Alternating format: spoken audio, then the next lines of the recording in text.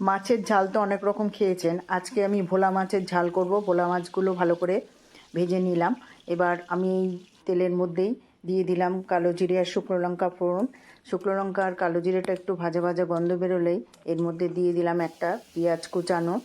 এইভাবে পেঁয়াজ কুচানো দিয়ে মাছের ঝাল করলে কিন্তু খেতে ভালো লাগে। তারপরে জল দিয়ে পরিমাণ মতো মাছগুলো দিয়ে দিলাম।